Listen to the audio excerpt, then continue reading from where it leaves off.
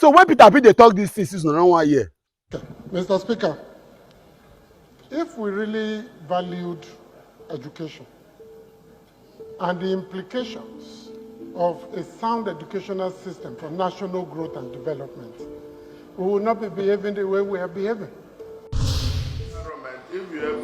An existing court judgment ordering the striking university lecturers back to the classrooms and an appeal filed by the union does not stand in the way of the resolve of the leadership of the House of Representatives to ensure that students in tertiary institutions resume academic activities. This time at the meeting, all parties were represented.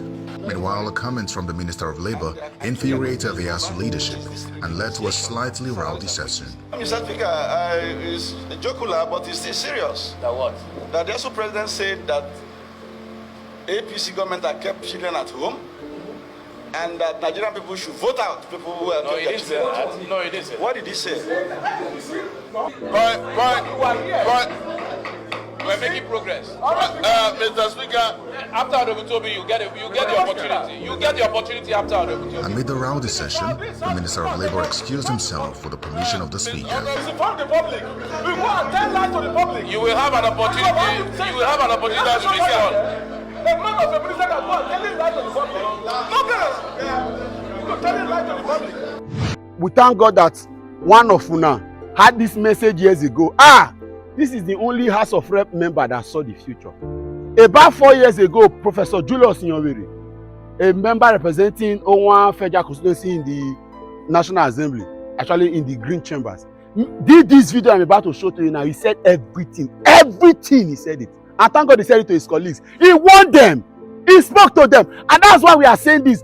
Don't elect people that are not educated into power. Professor Nyoweri, he said it. He said, we do not value education because we are not educated. How will they talk this thing? That this is not math will they make? Well, let us not elect people that are not educated to power. They will know. ASUU, the situation between ASUU and federal government is a clear case of an educated leadership not believing in education. If not, he said this. Watch the video and then come back and tell me indeed if what this man said, he said anything of. And he's a member of the APC. He's a member of the ruling party. Yet he spoke to his friends. He spoke to his colleagues. Yeah, nobody listened to him. Sir, the universities we are talking about, the libraries, the best of the library is at least 5 to 10 years behind in the relevant literature. The laboratories, nothing to write home about. Academic journals have disappeared completely. ASUU does not just embark on the strike. As a former secretary of ASUU and chairman of ASUU, I can speak authoritatively that there are several processes of consultation, both with government and with branches, before a decision is reached on whether to go on strike or not.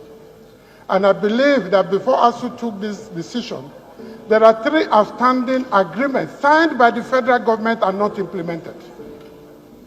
I mean, what do we want the union to do? So I think this is a great opportunity for this House, probably working with the Senate, to come up with a clear strategy on how to engage the federal government to live up to its own agreements. That is the problem. There is no other thing. The teachers are ready to perform their duties. The students, I believe, are also ready to go to school. But if we imagine the consequences of a disrupted academic calendar, we will better appreciate why this strike must not be allowed, to begin, much less continue. I want to appeal to our colleagues here, those who have connections with the big men in this country, to please educate them that when you sign an agreement, you should live up to the terms of that agreement.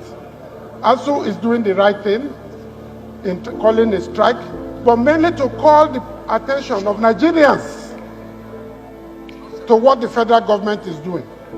Not because they want to punish the students or prevent them from taking their exams or breaking the calendar. It is because the federal government has become notorious in signing agreements and not living up to the terms of the agreement. Mr. Speaker, honorable colleagues, I want to appeal that this must be taken very seriously. This is an opportunity to find a once and for all solution to the problem of strikes in our universities. If you see the quality of products of these universities because of disruption of the calendar, you will understand why it is very important. Because the kind of people, the kinds of students we are producing, graduates, will become worse than Boko Haram in the near future. Because they are good at almost nothing.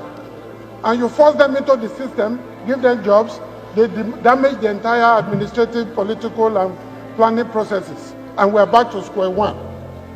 Over 6 decades after political independence, we are still where we are. We have not solved one single problem. One. Even as the one listed in O.A. Lawal that we all read for a while. Go back to that book, it's still in existence, and see if we have solved one problem since 1960.